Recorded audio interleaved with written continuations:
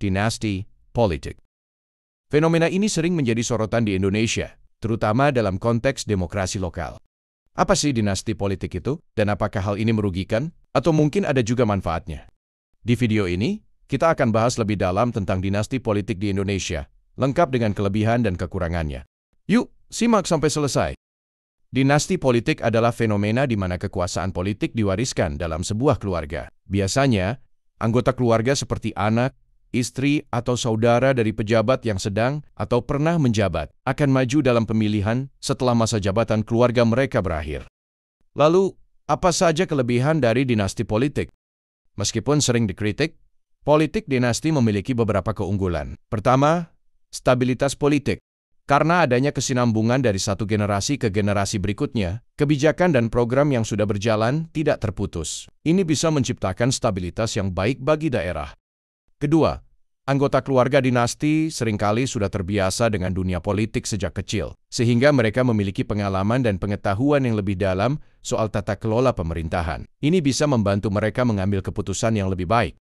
Ketiga, di beberapa kasus, keluarga dinasti memiliki penerimaan publik yang kuat. Misalnya, jika pemimpin sebelumnya dianggap berhasil, penerus dari keluarga tersebut bisa lebih mudah diterima masyarakat, sehingga mereka mendapat dukungan lebih cepat. Terakhir, dengan adanya dinasti politik, seringkali ada keberlanjutan program. Pemimpin dari keluarga yang sama biasanya melanjutkan proyek-proyek besar yang sudah dimulai pendahulunya, dan ini dapat memastikan proyek tersebut selesai dengan baik. Tapi, di balik kelebihan-kelebihan tadi, dinasti politik juga memiliki banyak kekurangan yang bisa merugikan.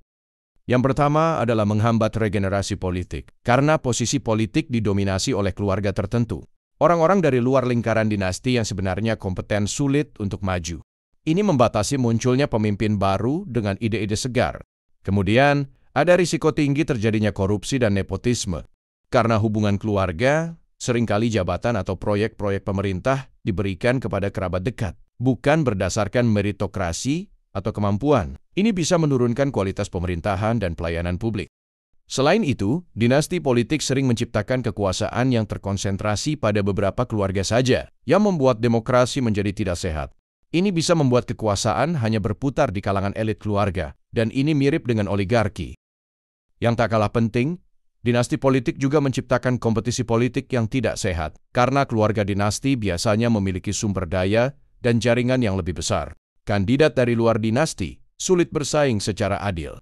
Akhirnya, masyarakat merasa bahwa sistem politik sudah dikuasai oleh segelintir orang, dan ini bisa merusak kepercayaan publik terhadap demokrasi. Jadi, apakah dinasti politik merugikan? Meski ada beberapa manfaat seperti stabilitas politik dan keberlanjutan program, banyak risiko yang mengintai, seperti korupsi, nepotisme, hingga mematikan regenerasi politik yang sehat. Dinasti politik bisa menciptakan oligarki, di mana kekuasaan hanya berputar di tangan keluarga tertentu. Dan ini tentu merusak prinsip dasar demokrasi.